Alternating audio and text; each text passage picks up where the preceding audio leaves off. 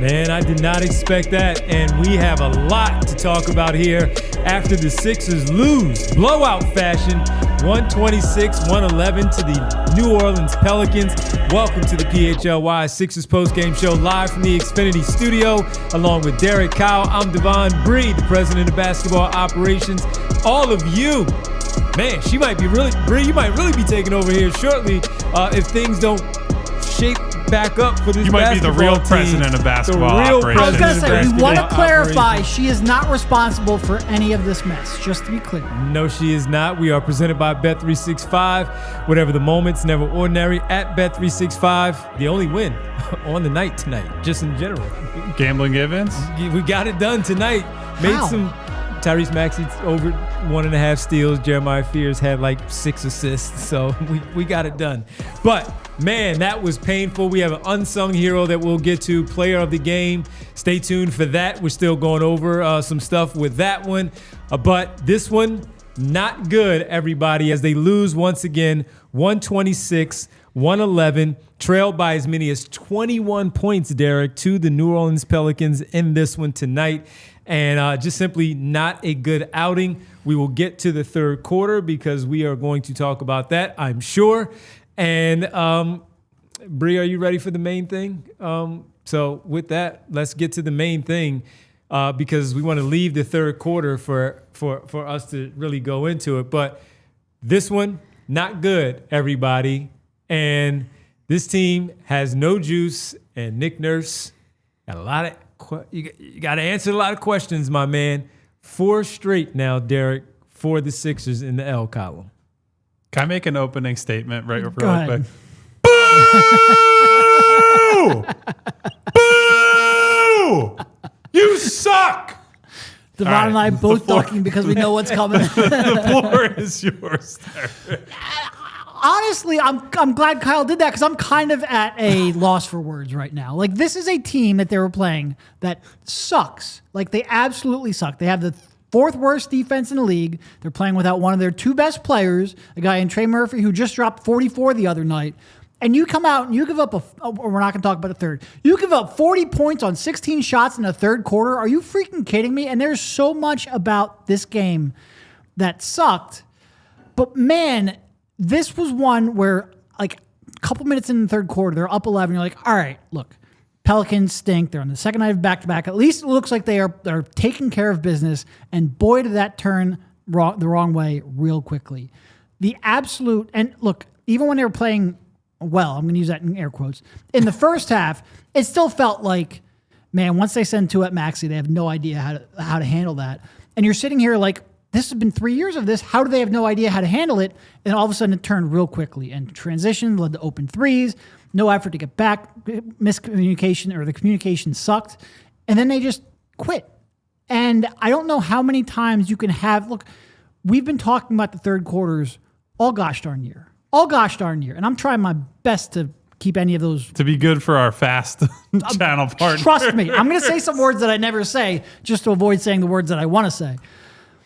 To have that response against this team when you've lost 3 in a row and you have a back-to-back in Minnesota tomorrow, I don't know how you can justify that. Like, I don't know. I'd love to see the post-game presser right now. I wish we were able to watch it, but unfortunately we have to do the show.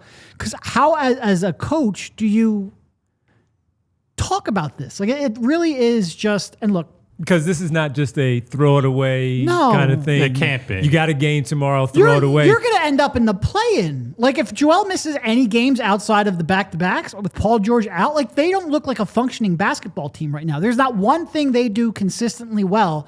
You can make the case even with Joel and Paul George. They didn't do anything consistently well. They don't do anything well right now without those two. And it's not trending in, like, they're showing no signs of actually improving any of it. They don't defend well. They don't get back in transition. Ball movement stinks. The shooting stinks. The schemes don't change. I don't know how this keeps going on and nothing changes. I really don't. I don't know how you looked at this roster at the deadline and traded away one of your only genuine threats to be a weapon. And I get it. Jared McCain was not good for a lot of this year. But with him on the roster, you were struggling to shoot. You're struggling to get scoring, shooting off the bench. It's been a constant problem for a long, long time.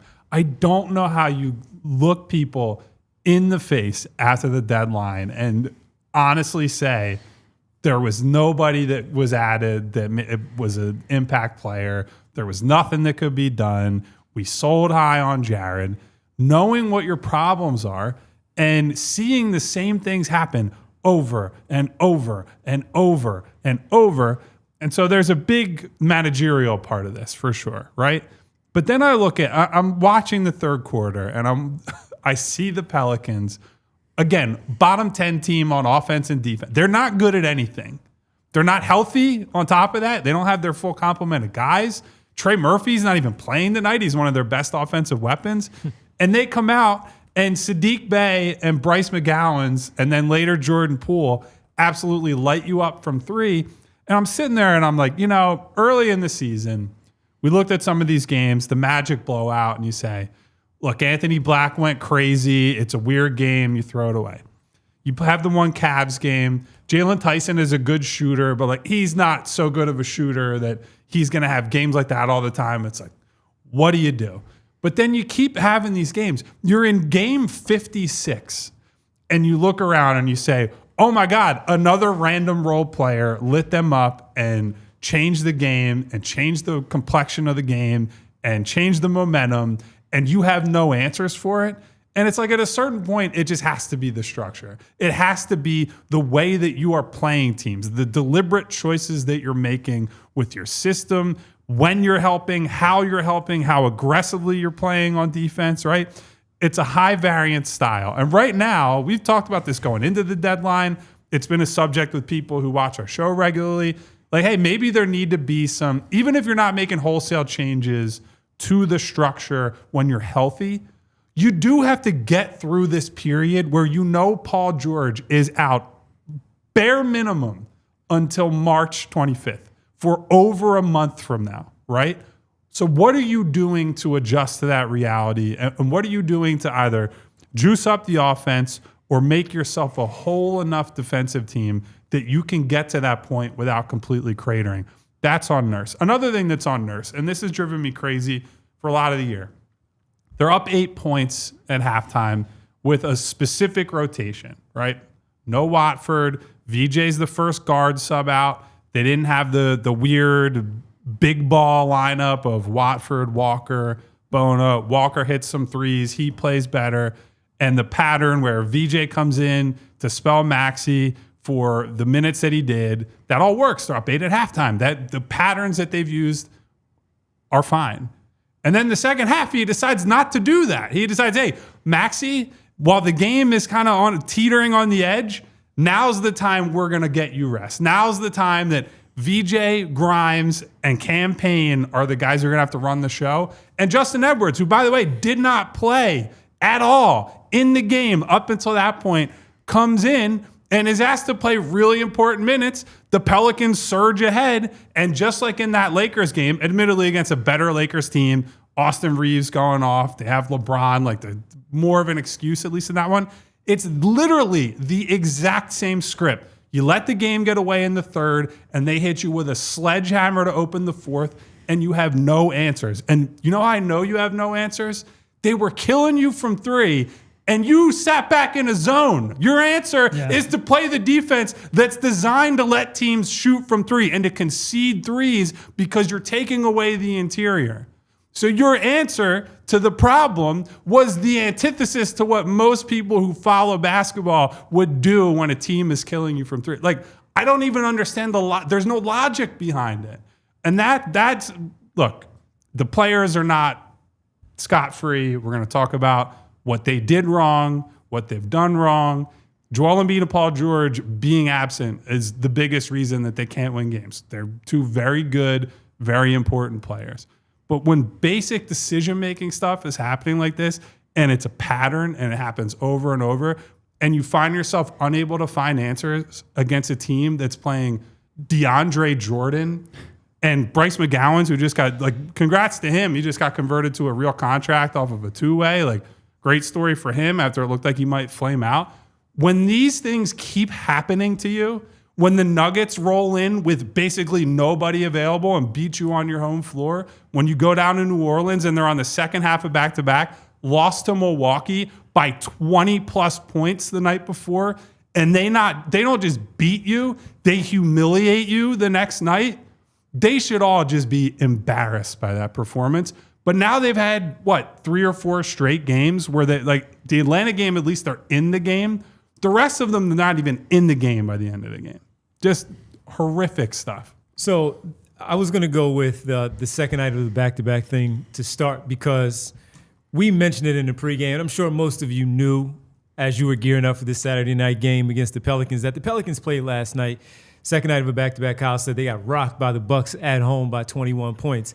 And it was a really, really ugly loss. I watched some of it knowing that we were going to have to watch the Pelicans tonight take on the Sixers. That's why I felt so confident in the pregame that the Sixers would get back in the win column with this one. But this was really disappointing because as we look at, and Kyle brought up the Denver game, and I wanted to highlight that one specifically because that was also the second night of a back-to-back for a Denver Nuggets team that they decided to sit some of their healthier players so they could play 2 days later against the Boston Celtics, which they deemed as a more important game in that particular one at the end of their road trip, and their reserves beat the Sixers at home.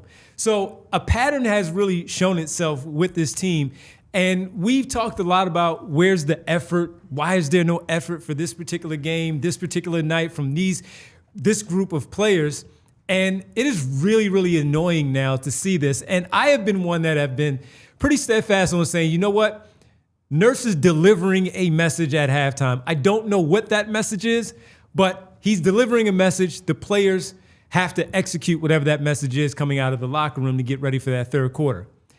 They gave up 40 points to the New Orleans Pelicans. And in that fourth quarter, and this is not a pat myself on the back, Saddiq Bey type of night, he is capable of scoring 10 in the fourth, knocking down 2 threes.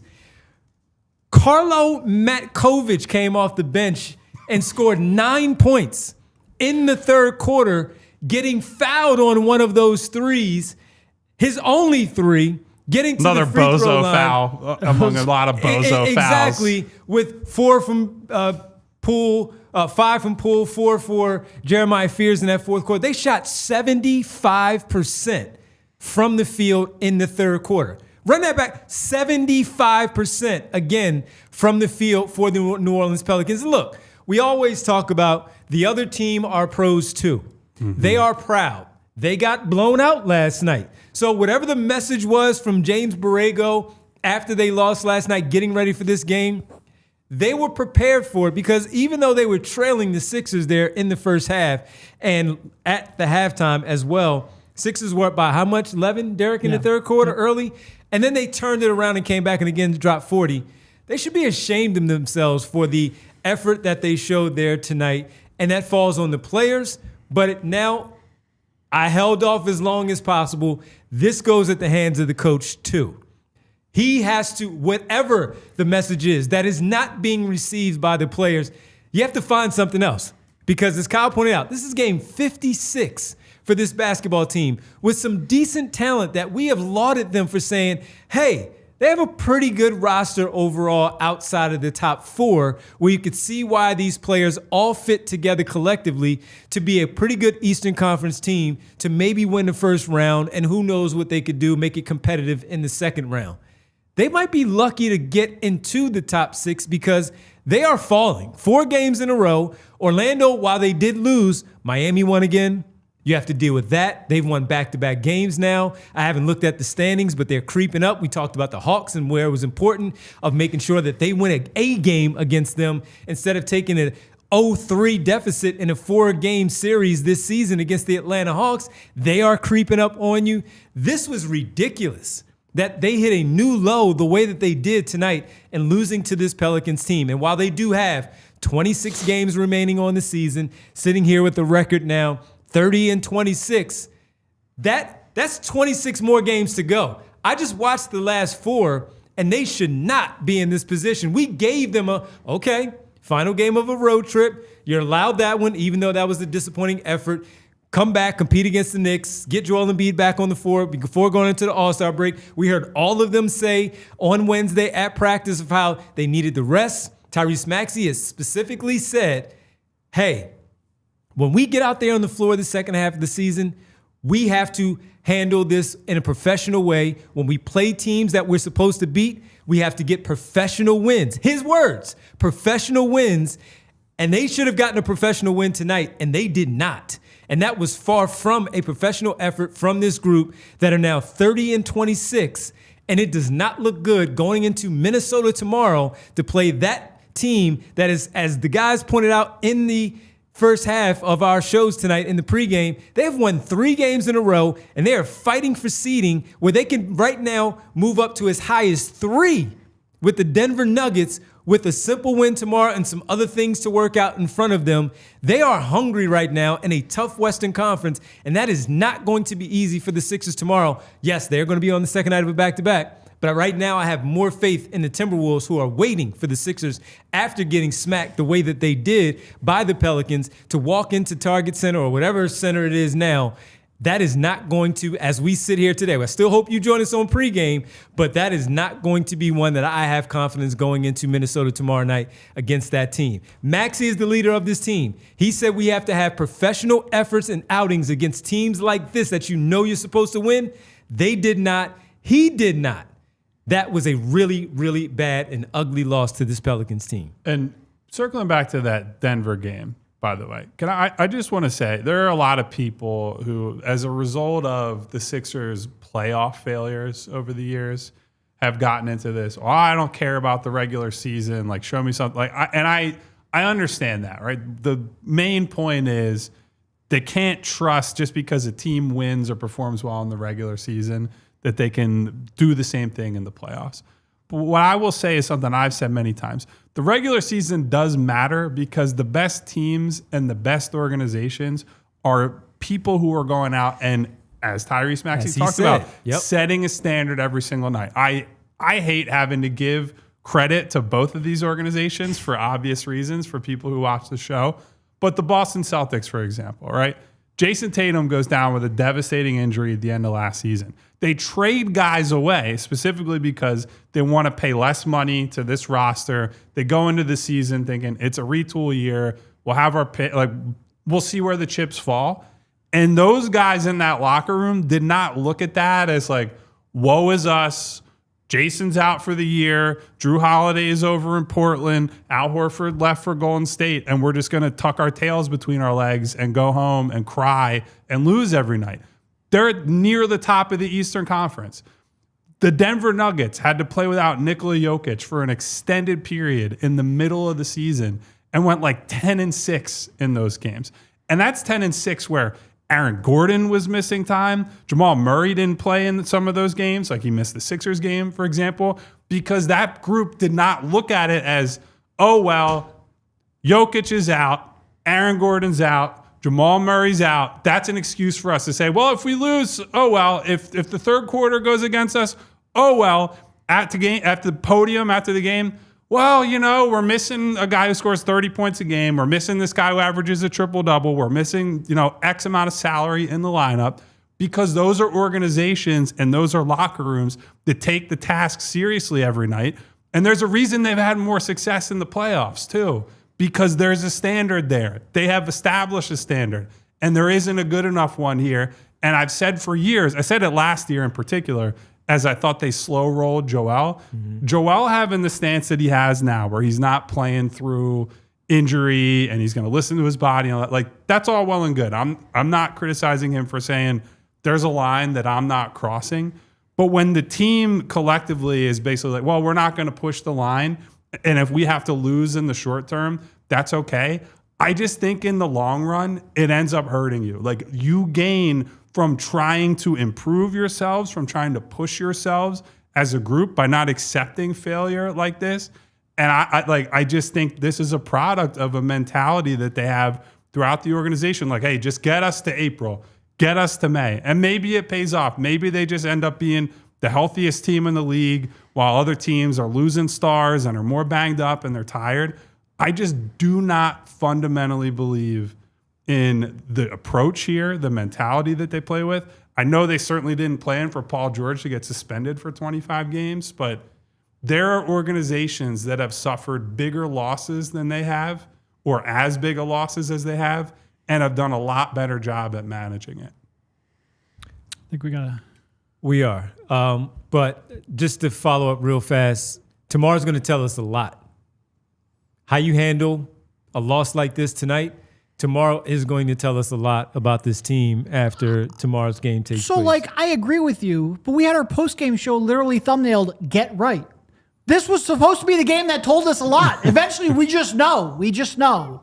No, we do. But how do you respond to that? How do you respond to this one now? And then next thing you know, it's 7 games in a row that they've lost, and there's panic in the streets. And let's await the final of the Miami Heat tonight, because they are currently 5 minutes left. They're blowing out the Memphis Grizzlies 126-106. After this beating loss, a bad team, is that allowed? half game back of the Sixers right now with this one. So when we come back, we have the Togo unsung hero as well. So much more. Sixers lose in embarrassing fashion, 126-111 to the New Orleans Pelicans. We'll get to your super chats as well. It's the PHLY Sixers postgame show. This one was ugly.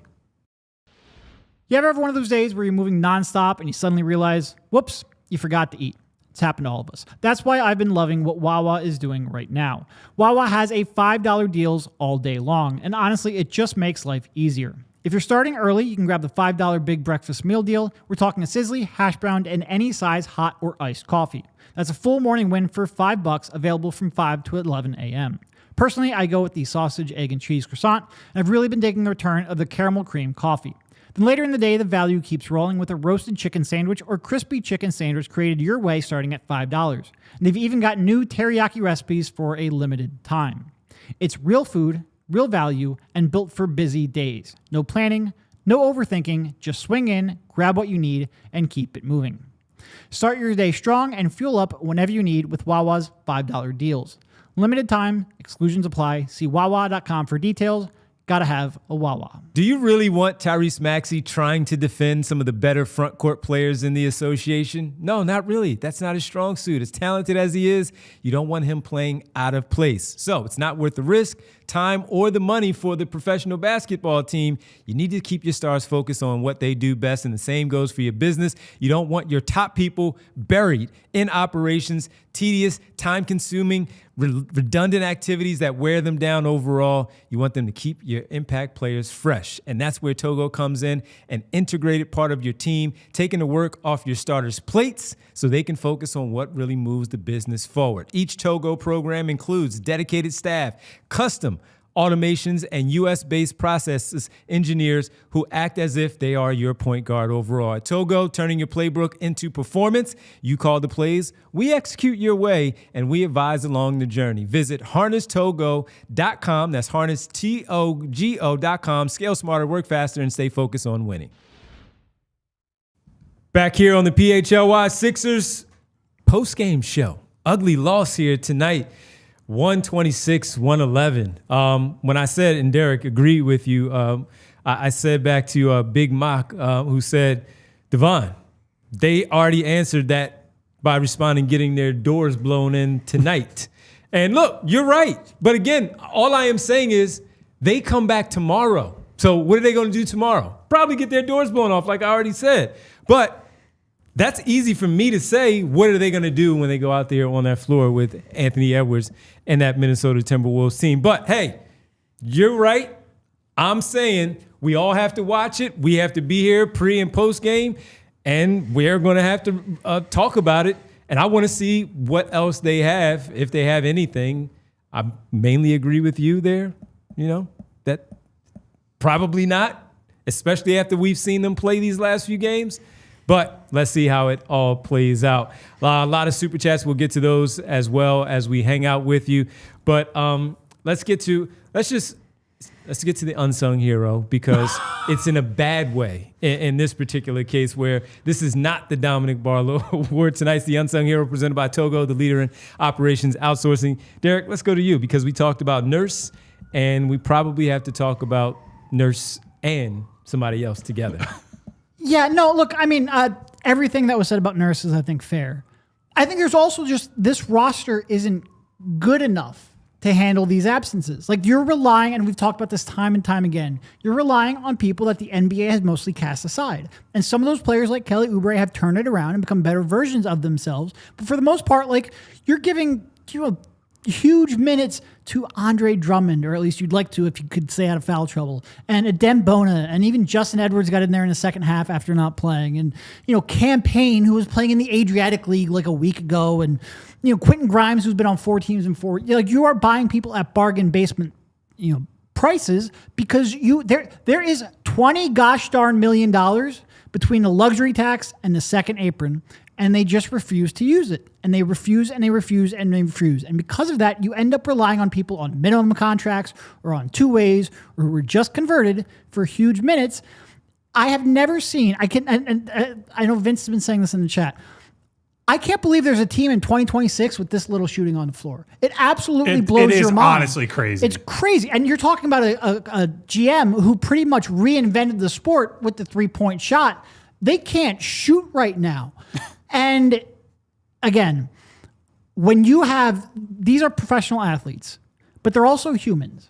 And when Daryl Morey came out the day after the trade deadline, he said, look, if there was a trade out there that was good enough, we would have paid the luxury tax. Well, what you're implicitly saying is this team isn't good enough to be reckless with money and pay that luxury tax. When you're selling Jared McCain, and look, I don't want to say that Jared McCain fixes this, right? And I do think, I saw some comments in chat like, well, what does Jared McCain fix when they drop 40 points in the third quarter on him? Like, he's not fixing our defense. Part of that defense is that you just took a lot of bad shots. It felt like the third quarter was double Tyrese, swing it over to Quentin, dribble to his left, shoot from 3, transition opportunity. Every time down the floor, Jared at least gives you shooting and decision-making. Even still, he's not fixing it, but you subtract the player, you refuse to add players because it can take you over the tax. You're sending a message to your team. You're saying you're not good enough. Of course you are. You're not good enough for us to invest resources. You're not good enough for our owner to go over the luxury tax. You're not good enough for us to try to get the depth that you need to compete, and certainly not the depth that you need to try, to navigate this time without Paul George. And it's just, I think there's a human element to this slide of you had your top players for the most part all year playing above what you expected. Joel Embiid was back playing pretty much every day. Tyrese Maxey had taken a jump. Paul George was playing better. Kelly Oubre was having a career year. And you basically looked them in the eye and said, you're not good enough. And I think part of that is a human response to that. Yeah, it's not everything, but to be blind to that is, what honestly is kind of funny though? I do think some of these moves that Daryl has made are anti-Daryl in the sense that Cam Payne is more of a vibes guy than he is like a talent bet, where I think Daryl's MO in the past would have been, who cares what Cam Thomas's warts are? Go get Cam Thomas and put him on the team. No, I don't know that Cam Thomas would want to play here or come here because he wants to go somewhere where he's going to get up all his shots that he can. But that's generally been his approach. And in this case, it's working against him that he went the other way, where it's like, hey, get this guy in here who we know is going to be a good soldier, who's going to come in here. And Cam was not good again tonight. He hits 2 shots, one of which was his first take. The other one was a layup in garbage time after the game was over. And I think not to harp on Cam Payne, like he's the problem here. He's a symptom of a problem. But when I talked about not caring about having a fourth guard, that game showed exactly why, because he didn't really run the offense. He was an off-ball player for most of that game, a catch-and-shoot player for most of that game. And then on the defensive end, you're playing 3 guards where Cam Payne is considerably smaller than Tyrese Maxey. So you're giving up a lot of size to a team that has somebody like a Zion Williamson, somebody like a Derek Queen. And when they can get to the rim and draw pressure, then that's opening up the Saddiq Beys, the Bryce McGowans, the Jordan Pooles, whoever it might be. And so it added to a problem they already had. They're too small. But even when they play small, they don't have shooters on the floor. It's like that's the crazy part. Most teams, when you say, all right, we're going to play small, we're going to spread it out. Like when Indiana was playing small last year, it's like we got shooters, including at center. Even our center is shooting. Everybody's shooting on that team.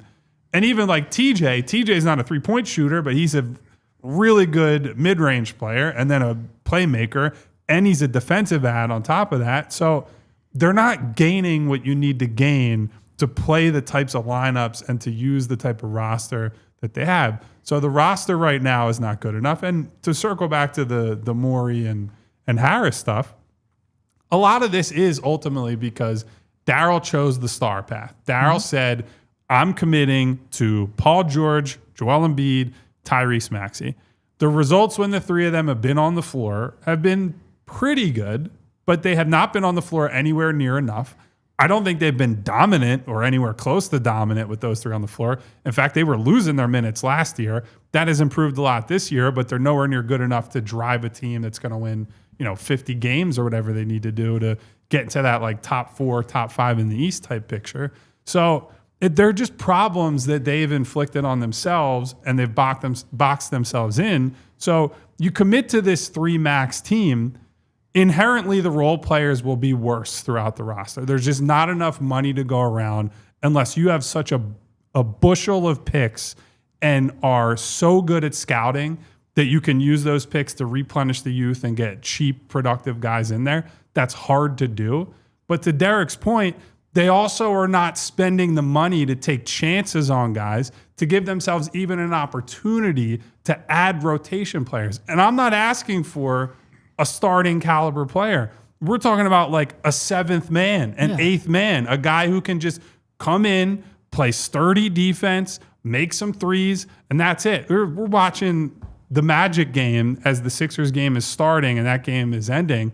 And Carter, who they just picked up off the scrap heap, essentially, hits a game-tying shot in double overtime in that game. They still lose the game, but other teams are going out and getting guys who are helping them immediately. So whether it was via trade, free agency, whatever it was, I do not buy the spin that has been, there was nothing they could do that would make a material impact for this team. It's just not believable. We saw Alvarado, that was mostly garbage time. We saw Alvarado hit how many threes in that one game? 8 threes. We saw Jock Landale the other night come in, and he was basically there for free. Got for cash.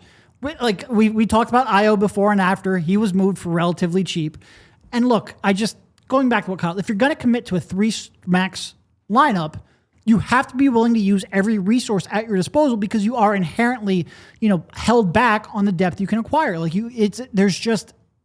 You have to be willing to fight that fight and try to get as deep of a team as you can because it's really, really difficult when you're only working with minimums in 2 ways. And I do think, for the most part, Daryl's done a good job on minimums in 2 ways, but I almost think he might be doing a little bit too good of a job for his own good because he relies on it a little bit too much. And it's just, when you get even someone like Dominic Barlow, great find, incredible find, he can't shoot a lick. It would be great to have a little more well-rounded player. And here's the thing, those well-rounded players tend to cost money and tend to cost assets to acquire. It's the Togo Unsung Hero segment here, presented by Togo, the leader in operations outsourcing. Let Togo handle the work that gets in the way of your work. You call the plays, we execute. When we come back, we'll continue to talk about everything that played out in this game, the frustration of it all, and discuss so much more. The lack of the bench production tonight, what we saw from Tyrese Maxey, which we need to talk about because there's been a lot of praise heaped at him as he should have had in the first half of the season. And these last couple of games, even though he has hit some pretty good scoring numbers, has not looked really good. We'll get to your super chats as well. It's the PHLY Sixers postgame show. 126-111 is the final score. Sixers now 30-26 on the campaign. Guys, next up, we want to tell you about Xfinity, specifically their 5-year price guarantee. What if you could have reliable and intelligent Wi-Fi? And what if you could keep that Wi-Fi at the same price for 5 years? That's the Xfinity 5-year price guarantee. Imagine Wi-Fi that makes everything in your home work together, that finds and fixes problems before you even notice them, like super intelligent Wi-Fi with a 6th sense.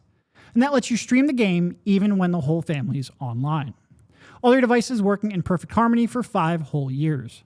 And here's the best part. No annual contracts, no hidden fees, and it's Xfinity's best equipment included. Take it from me, a lot can change in 5 years. Championships are won, records are broken, and dreams grow bigger. But your Wi-Fi, it should stay reliable, and the price should stay put. Lock in your price and unlock the possibilities with Xfinity. Learn more at Xfinity.com. Xfinity, imagine that. Select plans only, restrictions apply.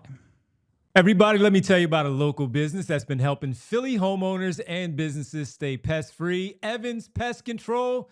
Love telling you about them. Why? Because this isn't some giant national chain. They're a family-owned, community-focused pest control company right here in the Philly area, and they've been earning the trust of your neighborhoods for years. My neighborhood, your neighborhood, all of our neighborhoods.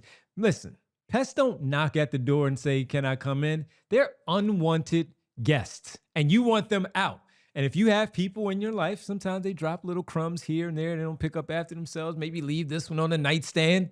Yes, you know what will happen? The pest will show up. You don't want that. So if you see signs of pests or you just want to prevent them before they start, reach out to Evans Pest Control. Visit evanspestmgmt.com to schedule your free consultation. That's Evans Pest Control at evanspestmgmt.com.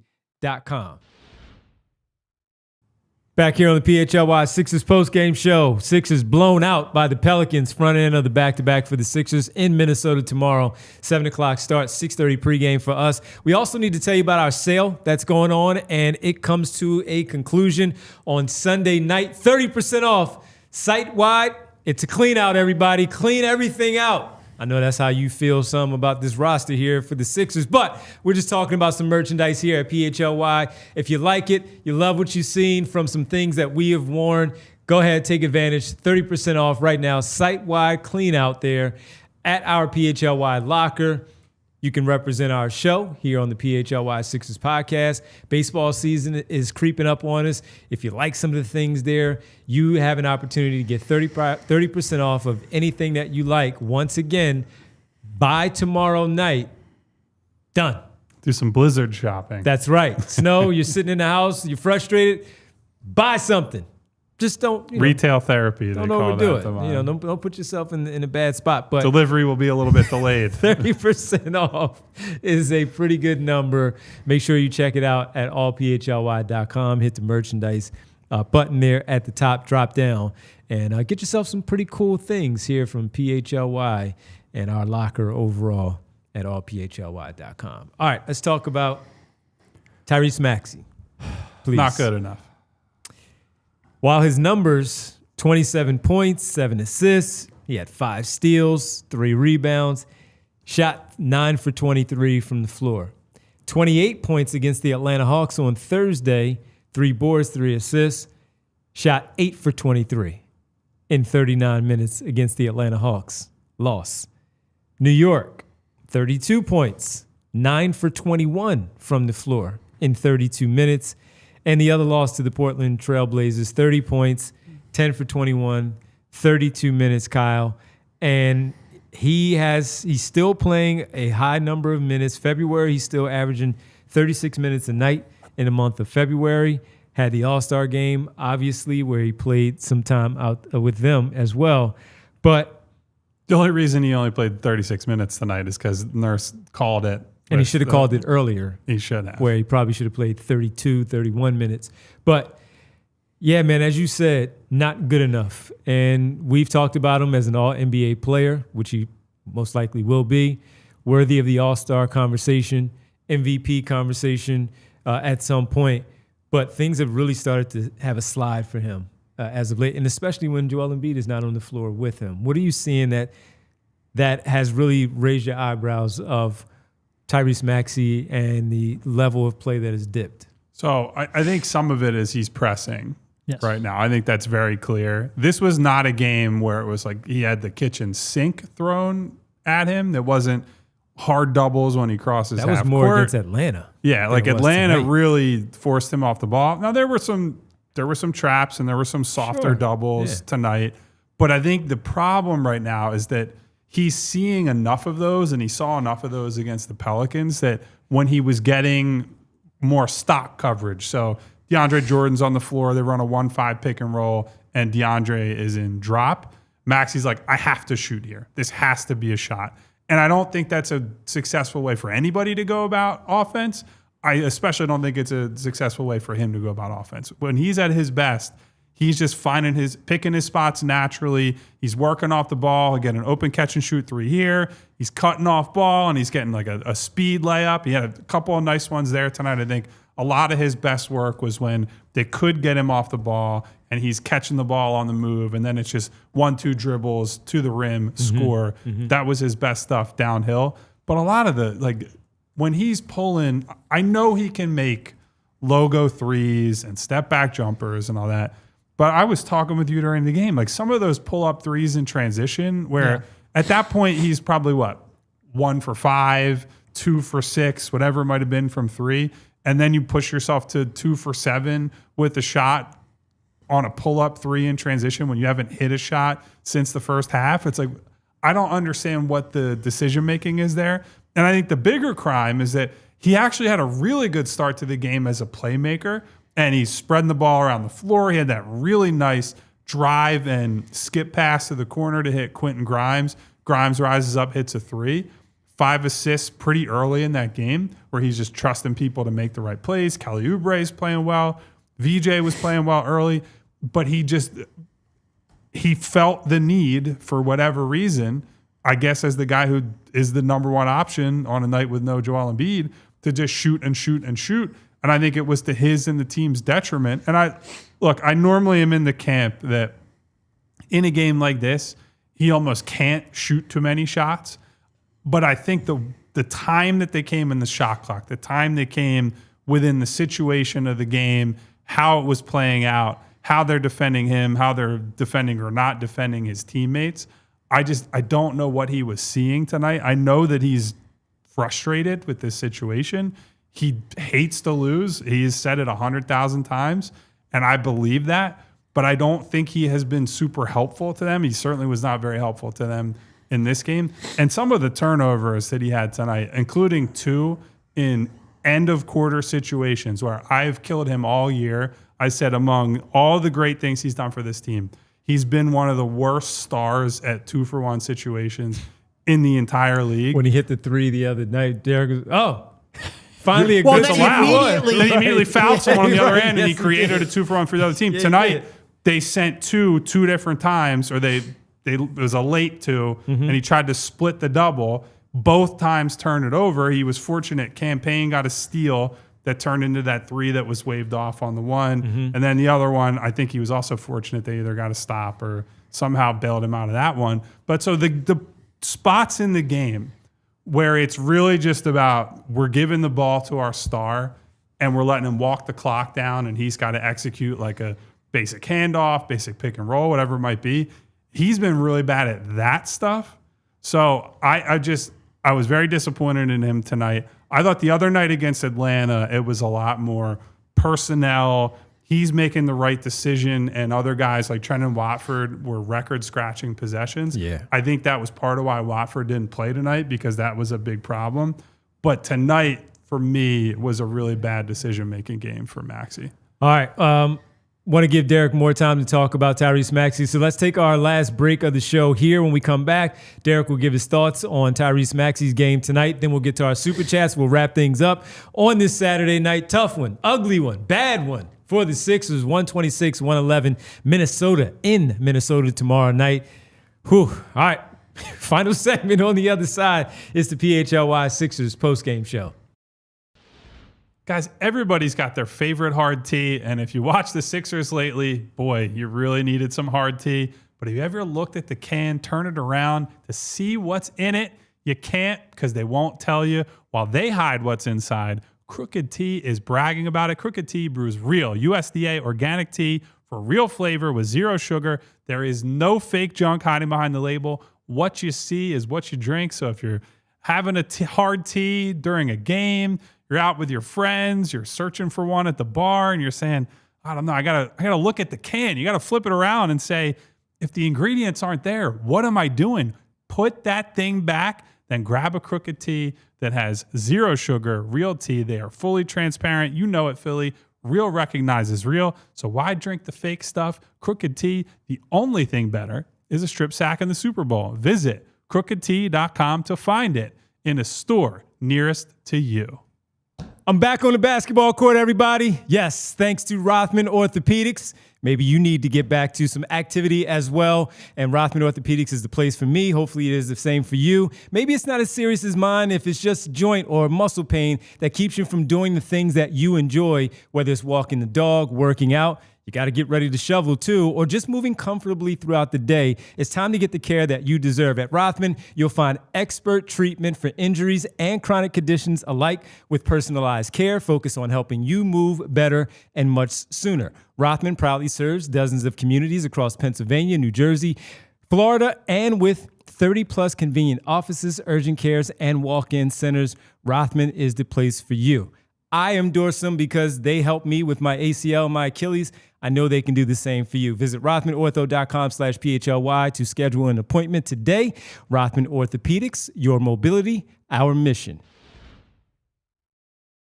All right, back here on the PHLY Sixers postgame show, Tyrese Maxey. Kyle pointed out everything that he saw from Tyrese Maxey over this last stretch. And tonight, of course, Derek, your thoughts on Maxey?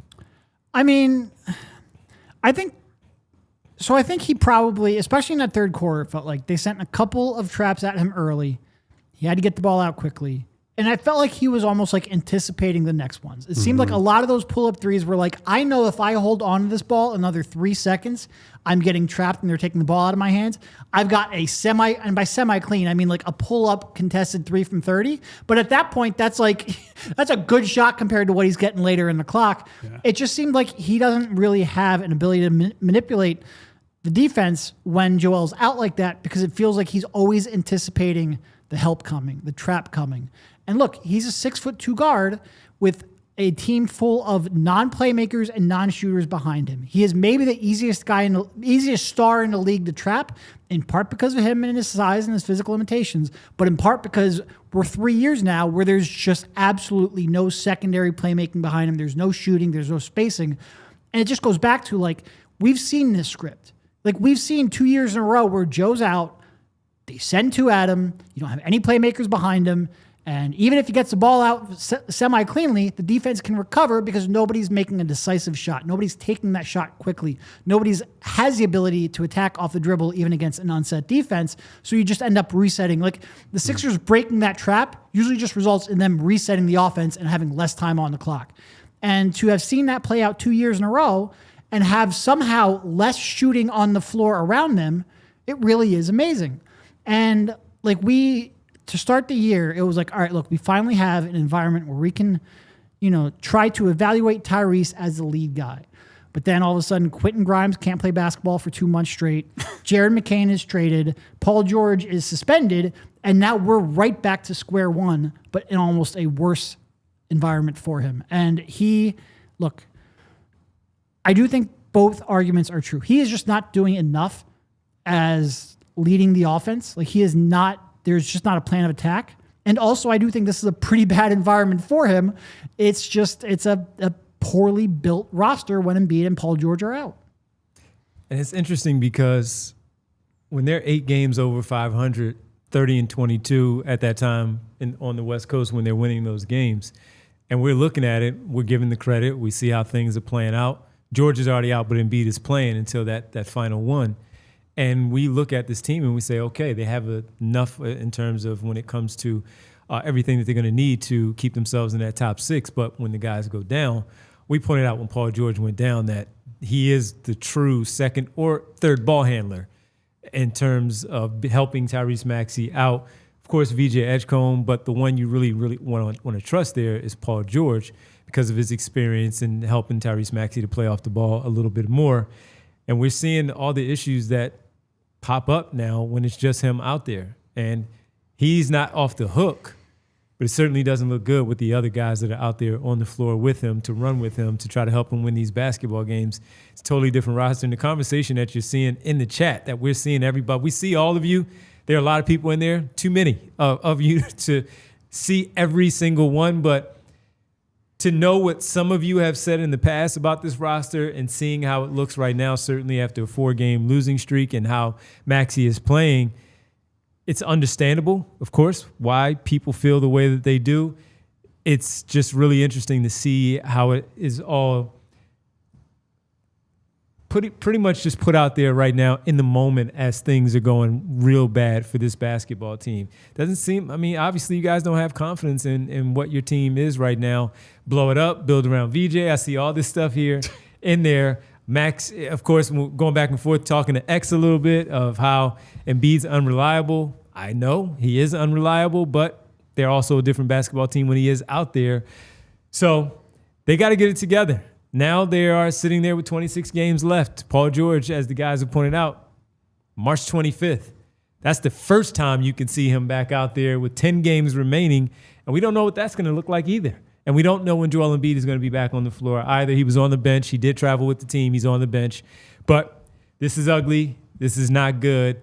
And they have a game tomorrow against a really good Minnesota team in Minneapolis, and that's a 6:30 pregame for us, 7:30 start time on Sunday night, and we hope to see you all there.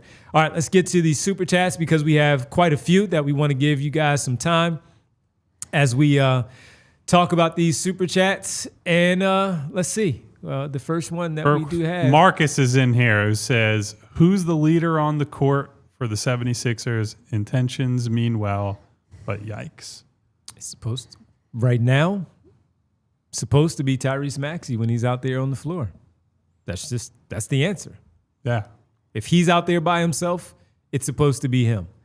Frankly, even if he's not out there by himself, right. It's supposed to be him. It's supposed to be him. And it's why I have pushed back at times when everyone goes to cop please for Tyrese. Because look, I agree with the sentiment that we talked about the lack of shooting on the roster. That is a very limiting thing for a 6'2 guard who is a great shooter, but also needs to be able to attack the paint, get into the paint, get fouled, score at the rim to set up everything else. Those are real things. But you can't, if you want to anoint Tyrese in the first month of the year and in preseason, man, this guy has been an A+ leader.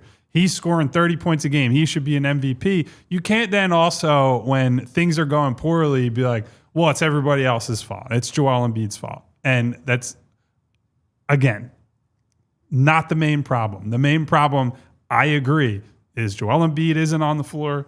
Paul George isn't on the floor. But I think there is still a reflexive notion from a lot of people. Oh, it can't be Tyrese's fault because there are other things wrong. It can also be his fault too. Oh, yeah. He has to play his part regardless of who is out there. It doesn't mean I expect him to score 50 points a game and drag a team that is not playing well around him and doesn't have shooting around him to like 50 wins.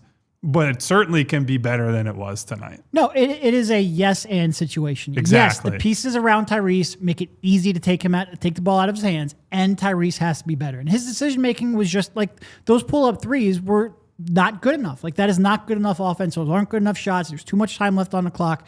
I do think part of it is that he was panicking because he knew that he was going to get trapped. But still, you have to do better. You have to handle this situation better. He talked all fall about. I worked on being the primary guy. Drew Hanlon talked about him working on being primary guy, talking about being able to handle that. He's just not handling it better right now. It's very, very frustrating. And it's not just the lack of shooting around them. How many even league average passers for their position are on that court tonight? 1.5. Is that high enough? I might take the under. Yeah. You mean because Wofford didn't play? I mean, you can even include Tyrese. Because he's not a plus passer for a point guard. Yeah, because I just look right away. I look at the backcourt, and that's it, those two. Because all those others, I really don't trust. You are starting Andre Drummond, Dominic Barlow, and Kelly Oubre. No, it's Edgecombe and The Maxey. fact that, by the way, speaking of the shooting, the fact that there is not a single shooting option in the front court who is not named Joel Embiid. Or Paul That's a George. huge feel. And like you can show me Andre's percentages for the year. I just don't care. Teams don't guard him. It doesn't matter. He's not a stretch big. It doesn't matter. If he was taking 3 or 4 threes a game and shooting these percentages, fine. But making the occasional dare shot does not turn him into a stretch big. And that has a big downstream effect on Tyrese and on everybody else on this roster. All right, let's get to the next Super Chat here. We appreciate that one to start things off. Bernard! Checking us out, saying Pels have a better roster from top to bottom. That is just simply not We just true. have 3 max players and They some had guys. 15 wins coming into the game. This will never work. Bernard, I love you, buddy, but no, wrong. This is extremely loud, incorrect buzzer. Especially with Trey Murphy out. Like, no Trey Murphy, no Yves Messi. By the way, obviously. DeJounte has been out for however long. Yeah. Like DeAndre Jordan played 2 games before today, and he kicked your butt. Well, he did mention that the 3 stars that the Sixers have, so he's not talking about the entire roster. No, I know. Look, the Sixers roster isn't good enough. Yeah. The Sixers roster healthy is not good enough, but that performance was also not good enough. Absolutely. Thanks, Bernard. Butts whooped by DeAndre Jordan. I can't believe this. Maxey can't lead the G League players. Really? He's the one that is supposed to be the leader. That's it. He's the one. Shot under 40% from the field, and he was 2 for 11 from 3. And made some of the most bozo turnovers we've seen in a long time. Again, it's not just because Tyrese isn't good enough in a game does not mean it's all his fault. Just because the team isn't good enough doesn't mean he isn't contributing to why they're losing.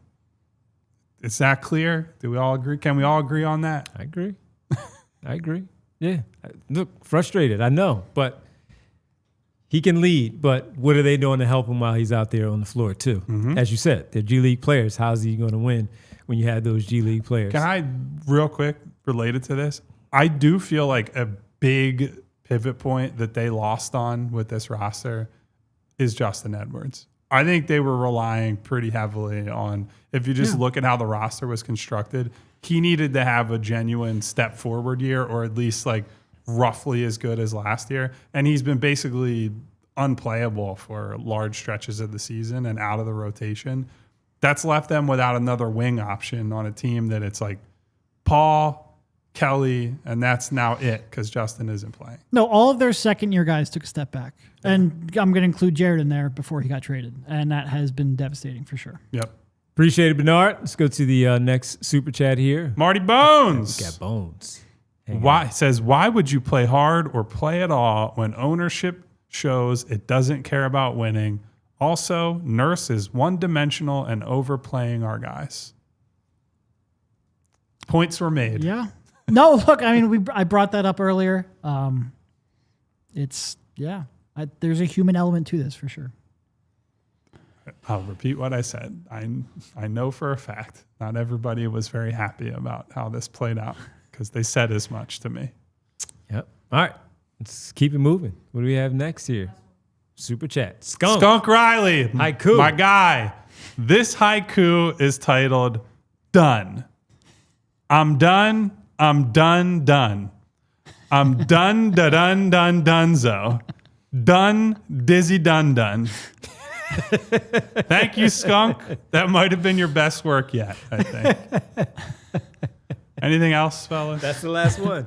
I'm saying anything else in general. No, because we have tomorrow too. Back at it. Pre-game, 6:30. We'll go through I love the stock team account tweets and posts when they lose. It's always on to the next one. Final with a period. Back at it Sunday, whatever it might be. I always talk with the Sixers social team about this. It's one of my favorite things to discuss with them. Shout out to those guys and gals.